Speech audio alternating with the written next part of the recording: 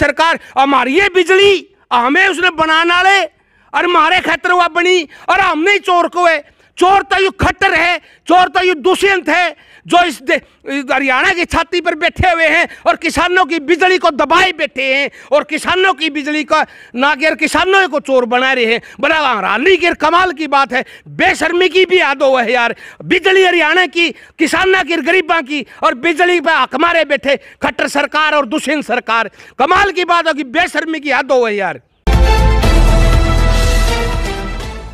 नमस्कार, मैं हूं अजय भारद्वाज और आप इस समय ग्राउंड मीडिया देख रहे हैं। डॉक्टर दलबीर इस वक्त हमारे साथ मौजूद हैं और दमतान साहिब जो गांव है वहां पर 2-3 दिन पहले एक जो मुद्दा था, बिजली कर्मचारियों के ऊपर काफ़ी गंभीर आरोप लगे थे और कई दिनों तक रोड जाम रहा, रेलवे ट्रैक तक रोक दिया गया था। उसी मुद्दे को लेकर के डॉक्टर दलबीर से हम बातचीत करेंगे जो किसान नेता है। सबसे पहले तो राम जी। नमस्कार भाई। क्या मामला था सर? पूरा का पूरा जो मामला है, बिजली कर्मचारियों के ऊपर काफ़ी गंभीर आरोप वहाँ पर लगे थे। देखिए, वो पूरा मामला अब ज़्यादा उठाने की तो मेरे ख्याल में ज़रूरत नहीं, क्योंकि वो अब सरकार मान गई है। प्रशासन ने 6 मांगे वहाँ रखी गई थी, वो मान ली है।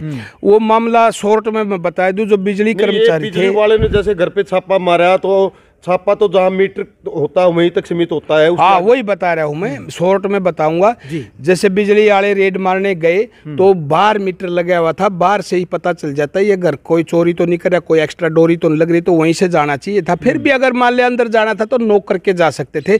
उन बिजली कर्मियों की सबसे भारी और बड़ी गलती ये थी, वो दीवार फांद के गए थे, यानी कि जैसे चोर लुटेरा डाकू जाता है इस तरीके से वो घर के अंदर गए थे। और वही तरीका उनको सेंसिटिव और संवेदनशील बनाता है, वही तरीका उनको सरकार के एजेंट बनाता है, वही तरीका उनको चोर और लुटेरे बनाता है, वही तरीका उनको छेड़खानी करने वाला और रेपिस्ट बनाता है। ये जो तरीका था ये बिल्कुल बर्बर तरीका था। इस तरीके से फिर वो अक्षुब्ध होकर जैसे काफ़ी डर गया था, क्योंकि वो घर और खेत जानता था, सुरेश नाम था उसका, तो वो बेचारे ने अपने को शहीद कर लिया। और उसको जहाँ तक मेरा बताया गया, उनके परिवार से भी पूछा गया, प्रशासन ने ये दिया भाई इसके रूंग खींच लिया जाएगा, इसकी चमड़ी को उतार लिया जाएगा। वो काफ़ी डर गया था, मानसिक रूप से परेशान हो गया था। ऐसे आसानी से कोई मतलब बंदा जान नहीं, हाँ, ऐसा आसानी से कोई बंदा जान नहीं देता अपनी। तो वो बहुत ज़्यादा मतलब मानसिक लेवल से परेशान हो गया था, इसलिए उन्होंने अपनी जान देनी पड़ी। चलो फिर भी वहाँ बिनान खाप ने और दमतान साहब ने मिलके, क्योंकि शरीफ था और गरीब भी था और किसान भी था, तो उन्होंने किया। और इसके बावजूद पूरे हरियाणा से भी खापे पहुंची, जैसे हम नौगामा खाप से भी पहुंचे, 11 गाड़ियां पहुंची, बीबीपुर से भी लोग पहुंचे, चुगरदे से लोग आने लगे। और जब ये सारे इतने सारे लोग आए तो ये सरकार के ऊपर दबाव गया, और उस दबाव के कारण फिर उन्होंने मतलब उनकी 6 मांगे थी। वो जैसे मांग नंबर 1 तो यही थी, वो 3 साल तीसरी क्लास में पढ़ता था, 8 साल का उनका एक बच्चा था, क्योंकि उनकी माँ भी 3 साल पहले कैंसर से गुजर चुकी थी, अब बाप मर गया। तो उस बच्चे की पढ़ाई का खर्च जहाँ तक वो पढ़ेगा सरकार उसका खर्च उठाएगी। और उसको एक कंपनसेशन की बात थी 20-25 लाख रुपए, और जो कंपनसेशन था वो भी मांग मान ली। नंबर 2, फिर ग्रामीण वाले के ऊपर फर्जी केस बनाए थे 20-25 जने के ऊपर, वो वापस ले लिए। और जो बिजली वाले थे 302 या 306 का पर्चा दर्ज उनके खिलाफ हो चुका है। मतलब ये इस तरह की मांगे तो वो प्रशासन ने मांग ली थी।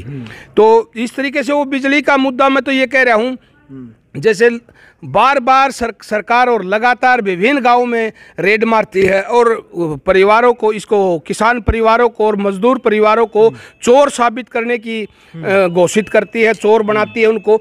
मैं तो ये कहता हूँ जो ये बिजली है ना, ये भाई सारा भाई ये सारा जो हरियाणा प्रदेश के लोग मेरे को जो सुन रहे हैं या भारत निवासी जो सुन रहे हैं, ये बहुत बड़ी और काम की बात है, इसको ध्यान से सुनना।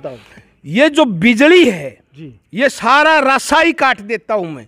ये जो बिजली है ये किसान और मजदूर की है। पहली बात तो ये सरकार की बिजली नहीं है, सरकार का इनमें कोई ऐसा नहीं बिजली का, ये किसानों को दी गई थी। और वो किस तरीके से है किसान की, वो मैं आज आपको बता देता हूँ। बताओ। जब हमारा तत्कालीन प्रधानमंत्री बनाया था जवाहरलाल नेहरू, आम चुनाव 1952 में हुए थे, तब से पहले ही बना दिया था। तो 1948 से बिजली का प्रबंध करने के लिए सतलुज नदी के ऊपर 2 बांध बनाए थे, एक बाखड़ा डैम जिसको बोलते हैं, एक नांगल डैम। बाखड़ा डैम पे बिजली बनती थी और नेंगल डैम को इसलिए बनाया गया था जो पानी का बहाव है उसको कम करने के लिए। उनका दोनों का बीच 13 किलोमीटर का फासला है। वो जो डैम है भाखड़ा वाला वो थोड़ा हिमाचल की धरती में आता है और वो पंजाब की धरती में आता है नंगल डैम। तब हरियाणा और पंजाब एक ही था, न्यारी न्यारी स्टेट नहीं थी। तो 1948 से शुरुआत होके वो जो बनता रहा उस पर टोटल खर्चा लगा था 45 करोड़ 22 लाख रुपये। और जब वहाँ स्टेट गवर्नमेंट ने 10 करोड़ दिए थे और सेंट्रल गवर्नमेंट ने 20 करोड़ दिए थे। 30 करोड़ में उसका काम पूरा नहीं होया और वो जो सरकारें वो भी जवाब देने लगी क्योंकि उस समय हमारी अर्थव्यवस्था कमज़ोर थी।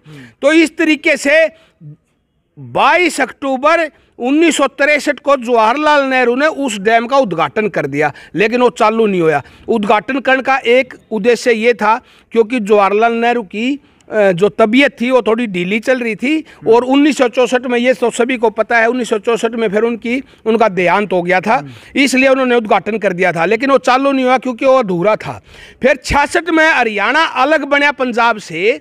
66 में हरियाणा अलग बनने के बाद में उसको पूरा कराने के लिए 1967, 68 और 69 में हरियाणा पर किसान के ऊपर एक विशेष तरह का टैक्स लगाया गया, छोटा मोटा 1-2%, आधा %। और इसके बावजूद हरियाणा के किसानों ने गांव-गांव अपना चंदा इकट्ठा, उस समय जो गरीब थे किसी ने 4 आने, किसी ने 8 आने, किसी ने रुपया, किसी ने 2 रुपये, जिसका अच्छा ब्योत था 10-15 रुपये भी दिए किसी ने। किसी गांव से 2000 रुपये, किसी से 1000 रुपये, किसी से 1500, किसी से 5000 रुपये। इस तरीके से 15 करोड़ 22 लाख रुपये हरियाणा प्रदेश ने चंदा करके दिया था वहाँ। और सरकार ने यह आश्वासन दिया था क्योंकि उसकी जो कैपेसिटी थी 1385 मेगावाट बिजली बनाने की कैपेसिटी थी, उसको हाइड्रो प्लांट बोलते हैं। तो उस डैम की 1385 मेगावाट की कैपेसिटी थी। 1385 मेगावाट में अगर आज भी देखा जाए तो हरियाणा के किसानों को ट्यूबवेल और घर की बिजली फ्री दी जा सकती है। लेकिन वो 1970 में चालू हो गया और किसानों को कहा गया घर की बिजली और खेत की बिजली आपको फ्री मिलेगी और जो कस्बे और शहर हैं वहाँ जो बिजली बेची जाओगी उसमें बिजली विभाग का खर्चा निकाल लिया जाएगा। लेकिन आज तक दस्तूर ये जो व्यवस्था है आज तक शुरू नहीं की है सरकार ने। 70 से 76 तक सारा हरियाणा में बिजली डिस्ट्रीब्यूट होगी, लेकिन आज 2023 आ गई है।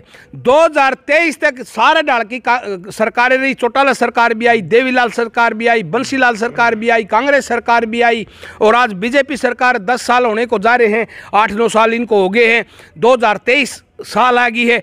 आज तक भी किसी सरकार ने किसान का हक देने की नहीं सोची क्योंकि किसान के हक के ऊपर तो मुंडली मारे बैठी है, डाका मारे बैठी है और हर बार किसान को या किसी मजदूर को चोर ठहराया जाता है। मैं कहता हूं अगर चोर कोई है तो इस हिंदुस्तान में ये हरियाणा की सरकार है, ये खट्टर सरकार है, ये बीजेपी और आरएसएस की सरकार है, ये लुटेरी है, डाकू है, चोर है। किसानों की बिजली के ऊपर मंडली मारी बैठी है। किसानों की 1385 मेगावाट बिजली आज तक किसानों को नहीं सौंपी गई है।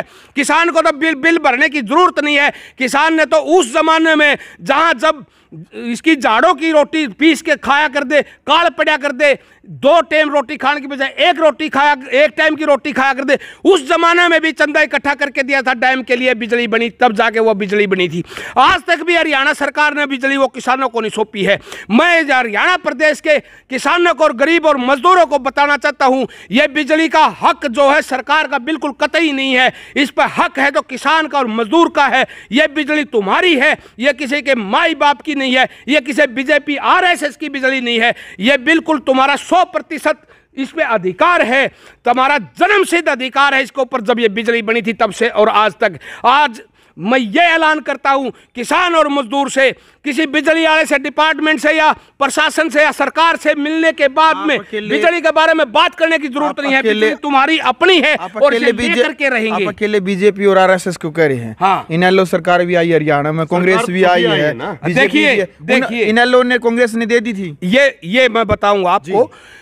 अभी मैंने 1 मिनट पहले नाम लिया था, सभी का नाम लिया था। बंसीलाल भी आया था, चौटाला साहब भी आया था, कांग्रेस भी आई थी, भजन लाल भी आया था और किसी ने भी इस बारे में नहीं सोचा। तो मैं तो सभी सरकारों को धिक्कारता हूं इस बारे में। ऐसा नहीं इनका नाम नहीं लिया, बीजेपी आरएसएस का ज्यादा नाम नहीं ले रहा हूं, 10 साल से मौजूद इनकी सरकार है। ये दोनों सोच रहे थे क्या करते हम कल्याणकारी सरकार, हाँ कल्याणकारी ये भी नहीं है, ये भी फांसीवादी सरकार है और देश का हक लूटने वाली सरकार है। मैं इसलिए ज्यादा नाम ले रहा हूं क्योंकि तत्कालीन सरकार अब फिलहाल ये है, इसलिए मैं इनका ज्यादा नाम ले रहा हूं।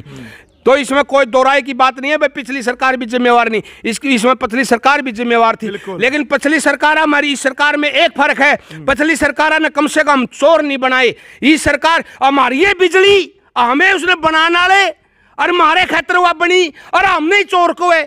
चोर तो यू खट्टर है, चोर तो यू दुष्यंत है जो इस हरियाणा की छाती पर बैठे हुए हैं और किसानों की बिजली को दबाए बैठे हैं और किसानों की बिजली का ना कि किसानों को चोर बना रहे हैं। बड़ा हैरानी की कमाल की बात है, बेशर्मी की भी याद हो है यार। बिजली हरियाणा की, किसानों की, गरीबों की और बिजली पे हक मारे बैठे खट्टर सरकार और दुष्यंत सरकार। कमाल की बात होगी, बेशर्मी की याद हो है यार। चलो भाई, फिलहाल पूरा मुद्दा देख लिया है और डॉक्टर दलबीर जो किसान नेता के जो विचार है बिजली को लेकर के, इनका साफ तौर पर कहना है कि बिजली के ऊपर केवल किसान और मजदूर का अधिकार है, किसी भी सरकार का अधिकार नहीं है। किसानों को और मजदूरों को जो बिजली है वो फ्री में मिलनी चाहिए। आपकी पर्सनल राय क्या है, आप अपनी राय जरूर रखिएगा। वीडियो को ज़्यादा से ज़्यादा शेयर करें। ग्राउंड मीडिया के लिए अपने कैमरामैन शौकीन इंचार्ज के साथ मैं जब भारद्वाज। राष्ट्र निर्माण की जानकारी के लिए ग्राउंड मीडिया चैनल को सब्सक्राइब करें और शेयर करें।